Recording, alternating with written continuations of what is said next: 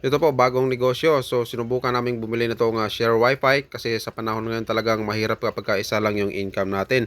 Lalo sa mga tumataas na bilihin at saka bayar rin sa ating tahanan. At ito, samahan nyo kami na i-unbox to. So yan, may kasama na rin pala itong tarpaulin. So at least hindi na tayo bibili pa ng medyo mahal din to kapag bibili pa tayo. At saka itong LED na wifi signage. So napakaganda, at least meron na siyang visible na logo kapag ka-install na natin sa area. At saka yung instruction sa tarpaulin. At saka yung kanyang mahaba na internet cable, kasama na rin siya.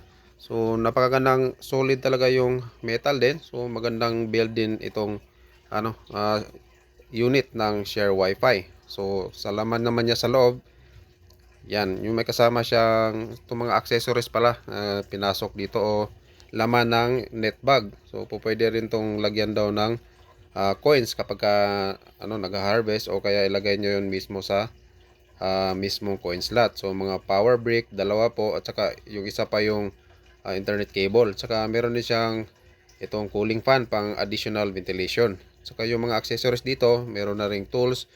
At saka yung mga screws sa pang anchor bolt, talagang matibay din pagka install mo na sa anchor bolt kasi solid na solid yan. At saka yung mga hook, at saka handle ng ating unit.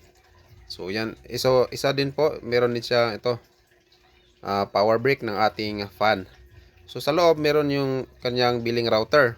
So apat na rin pala yung antena nito at saka 5G capable, kaya yan, sa gustong bumili pala, ilalagay ko lang yung link sa ating comment section at saka sa iba pang mga information about sa share wifi. So ito lang yung kanilang laman sa loob, yung hybrid na coin slot. So nandyan na yung kanyang operating system at saka yung mga safety feature. So isang piraso lang, so talagang less sa kuryente to at saka less maintenance kasi nga isang piraso lang siya. At ito na yung kabuuan niya, at yung mga butas-butas na rin yan para sa kanyang handle. At saka dito sa likod meron na rin yung ready na butas dyan para sa mga additional wirings. Dito naman i-connect yung para sa LED signage, at dito silyado talaga yung device, at try namin i-power up. So napakagandang unit po.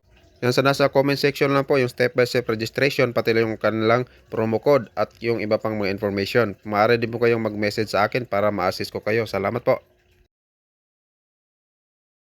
Ito po, i-set up natin tong share wifi, piso wifi or piso net. So ito nga pala yung makasama dito. Merong signage na LED, merong fan dyan na ventilation niya, yung coin bag, yung mga syempre yung router, at saka yung ating device, yung ating yung internet cable. Dito nga pala yung pinaka power supply niyan, source ng ating wifi box. At dito naman yung ating LED signage. So yung wire na yan, kukonek lang po natin dyan.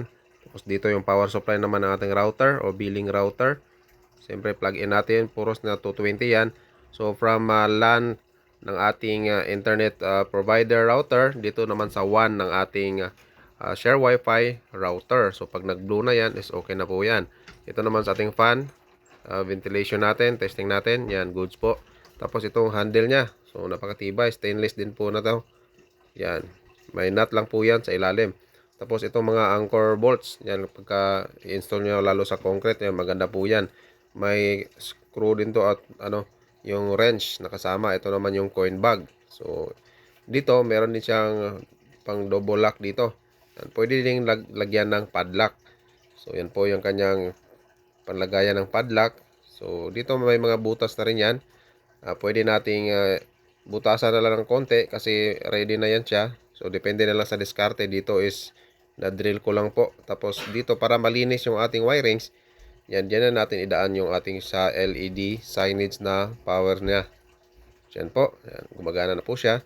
At syempre, pagka once na powered na siya, yan na po yung magiging itsura niya. Nasa comment section lang po pala kung paano bumili, yung step by step guide po, at saka yung code po, promo code nila na ilalagay sa pagka nag-order po tayo. Yan, ganun yan po kabilis mag-setup, at pwede na kayong mag-message sa atin kapag meron kayong ibang katanungan. Maraming salamat po.